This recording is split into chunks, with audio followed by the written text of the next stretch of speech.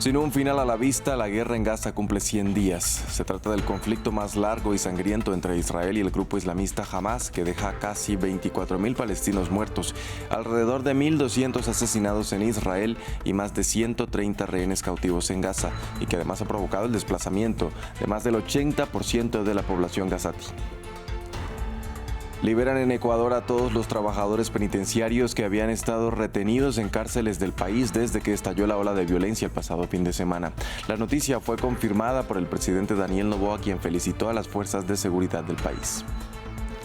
China condena las reacciones de los países que felicitaron al oficialista Partido Democrático Progresista de Taiwán, cuyo candidato ganó las elecciones presidenciales este sábado.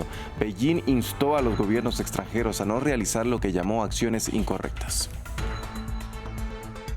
Hola, bienvenidos a una nueva emisión de Noticias en France 24. Los saluda Andrés Mesa Muñoz. Empezamos en la Franja de Gaza, azotada por una guerra que hoy cumple 100 días y que está lejos de terminar debido a la ausencia de un acuerdo para lograr un alto el fuego. La cifra total de palestinos fallecidos alcanza casi los 24.000, mientras que del lado israelí son más de 1.200 los muertos por el ataque de Hamas, que inició el pasado 7 de octubre y que desencadenó este conflicto. Previamente, desde Tel Aviv, nuestro corresponsal para Israel y los territorios palestinos, Federico Cuellar Barrena, nos hacía el balance de estos 100 días de guerra. Se han cumplido ya 100 días de ese 7 de octubre en el que el grupo islamista Hamas lanzó esos asaltos sorpresivos en el sur de Israel, esas masacres en las que mató a más de alrededor de 1.200 personas y tomó como rehenes a unas 240. De ese número, 136 son los que permanecen todavía secuestrados 100 días después y 25 de ellos se estiman muertos. De ahí esta concentración que se está dando aquí en Tel Aviv, en la rebautizada Plaza de los Rehenes, con familiares y ciudadanos que protagonizan una concentración desde anoche y por 24 horas bajo la consigna que repiten desde el día 1, que es que liberen a los rehenes, que los traigan de nuevo a casa. En estas 24 horas se han encadenado discursos dados tanto por rehenes que han recuperado su libertad como por familiares de personas que todavía siguen secuestradas y distintos dirigentes y activistas, así como presentaciones musicales y una huelga simbólica de 100 minutos. Reclaman más acción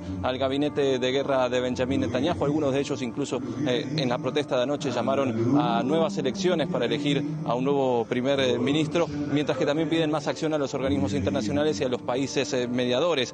No hay un acuerdo a la vista para la liberación de más rehenes, pero lo que sí ha anunciado el gobierno israelí es que esta semana la Cruz Roja Internacional podría acceder a los rehenes para llevarles medicamentos, y los familiares reclaman que esto pueda ser monitoreado de cerca y que se consigan pruebas fehacientes de que estos medicamentos llegan a ellos.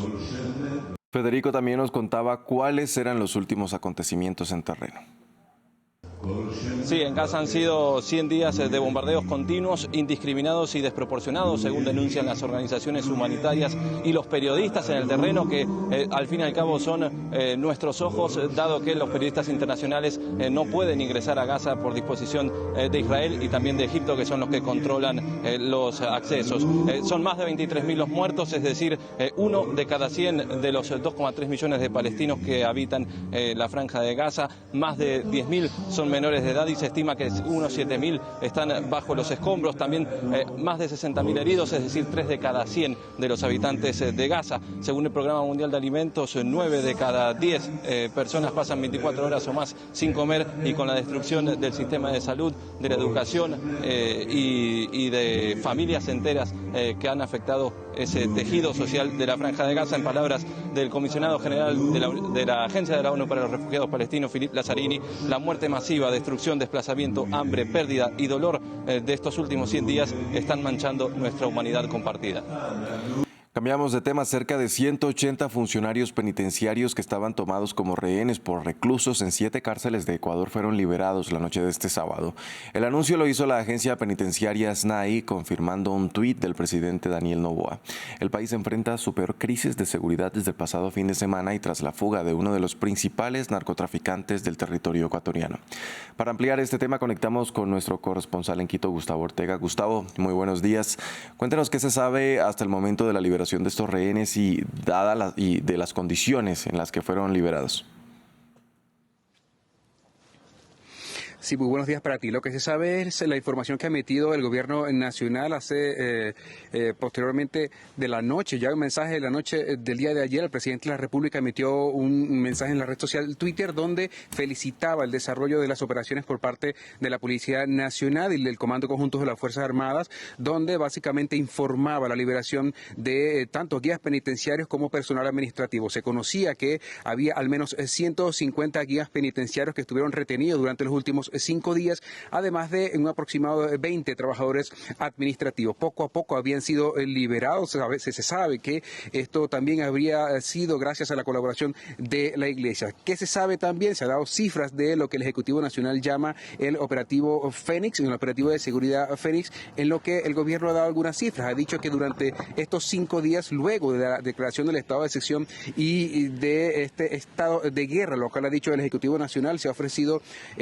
realizado 10.000 operativos, de igual forma 1.105 detenidos, de los cuales 94 de ellos tienen que ver con operaciones o actos relacionados con el terrorismo. Recordemos que el Ejecutivo Nacional ha catalogado las acciones de los grupos del narcotráfico como acciones terroristas. Se habla también de la desarticulación de 28 grupos terroristas. Anteriormente se había hablado por parte del Ejecutivo Nacional de 28 bandas delictivas dedicadas al narcotráfico, consideradas hoy día como grupos terroristas, y se habla también de un balance, 5 efectivos, se habla de 5 policías, 5 abatidos y 2 policías abatidos realizando sus operaciones. De igual forma se sabe del allanamiento de José Adolfo Macías, alias Fito. De igual forma, ¿qué es lo que no se sabe? No se sabe del paradero de José Adolfo Macías, alias Fito, no se sabe, no se tiene información. Se han emitido algunos pronunciamientos de autoridades colombianas que sospechan que podrían haber ingresado a Colombia. Esto no está confirmado, no es seguro. De igual forma también se sabe de la recaptura de 27 privados de libertad, de 32 que se habían fugado. No se sabe si en el marco de esta recaptura se habría recapturado a Francisco Colón Pico, otro privado de la libertad relacionado con el caso Metástasis. Y de igual forma también hace algunos minutos el Ejecutivo Nacional ha hablado el Comando Conjunto de las Fuerzas Armadas, ha hablado sobre que se ha recobrado inclusive el control de las cárceles. Se estarían hablando de 7 cárceles que se habrían alzado, el cual ya sus reos habían emitido algunos pronunciamientos. El Ejecutivo Nacional había dicho que no se iba a negociar con los privados de la libertad, por el cual se recobra luego de 5 días este control de los centros penitenciarios. Andrés. Cambiamos de tema, vamos a Colombia porque ascendió a al menos 34 el número de personas muertas por un deslizamiento de tierra ocurrido el viernes en una transitada carretera que conecta las ciudades de Quibdó y Medellín en el departamento del Pacífico del Chocó. Las operaciones de rescate se reanudaron a primera hora de la mañana después de haber sido suspendidas durante la noche debido a la inestabilidad del terreno y a las condiciones climáticas difíciles. Las autoridades advirtieron que la cifra de fallecidos podría aumentar ya que decenas de personas siguen desaparecidas. Lea Giurel nos amplía. Trabajar a contrarreloj en un intento de hallar sobrevivientes bajo los escombros. Los rescatistas colombianos pasaron todo el sábado removiendo el terreno gigantesco que se deslizó el día anterior en esta carretera entre Medellín y Quibdó, al occidente del país. Algunos familiares presentes lamentaban sus pérdidas. Desafortunadamente cayó en este accidente, hijo único. ¿Cuántas horas?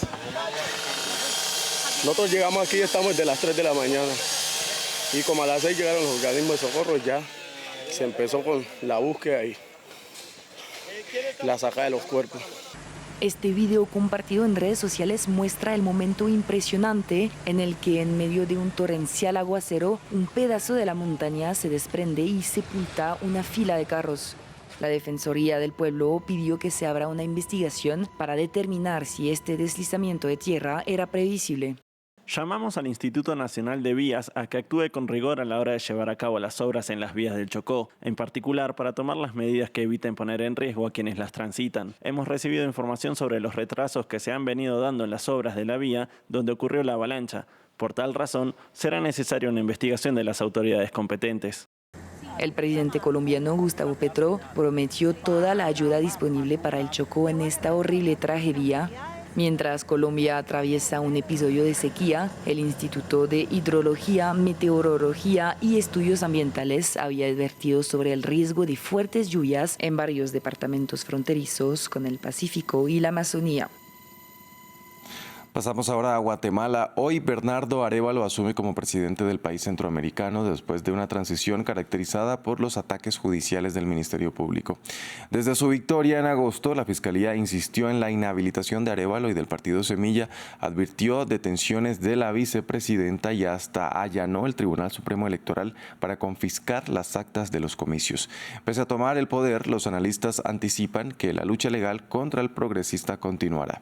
Ramiro Cuevar Verena nos cuenta más.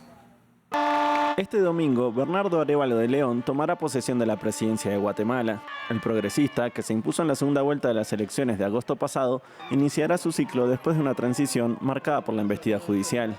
Después de acceder al balotaje, la persecución inició con el intento de inhabilitar al partido Semilla, alegando falsedades en su inscripción. El jefe de la Fiscalía Especial contra la Impunidad, Rafael Curruchiche, presentó 1.224 irregularidades sobre firmas de afiliados fallecidos, inexistentes e identidades duplicadas. El juez Freddy Orellana solicitó la suspensión del partido, una medida bloqueada por la Corte de Constitucionalidad de Guatemala. Es una más de las artimañas que se están usando para tratar de entrampar el proceso electoral, pero no lo van a lograr. Tendremos elecciones el 20 de agosto y el 20 de agosto el pueblo de Guatemala podrá manifestar su opinión libre y soberanamente.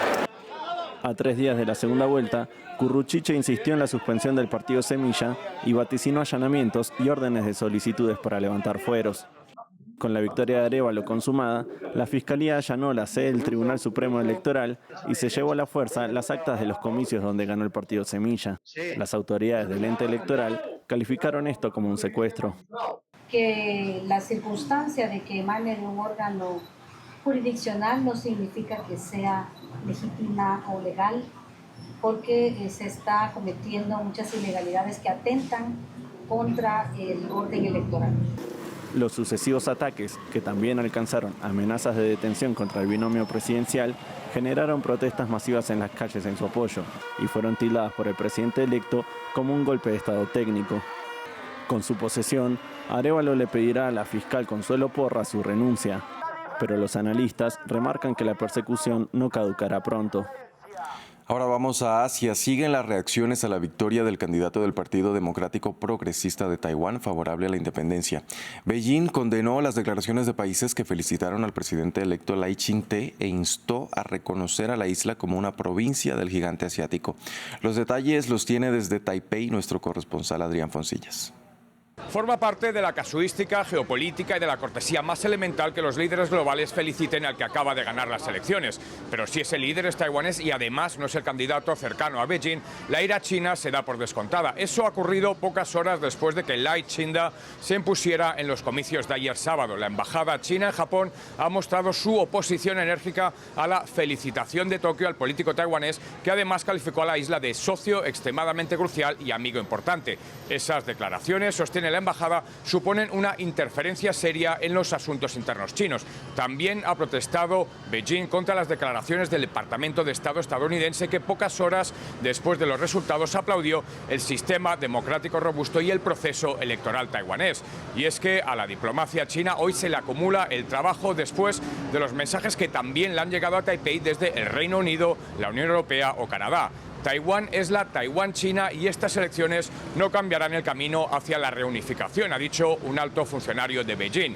La excepción a la tendencia global es Rusia, que se ahorró las felicitaciones y puntualizó que sigue considerando Taiwán como parte de China. La respuesta esta vez ha llegado desde la isla. Su Ministerio de Exteriores ha acusado a Moscú de ejercer de matón del régimen comunista chino.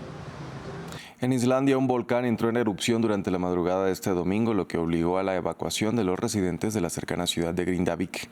De acuerdo con las autoridades, la actividad sísmica en la zona se intensificó durante la noche y esta es la quinta erupción volcánica en Islandia en 2 años.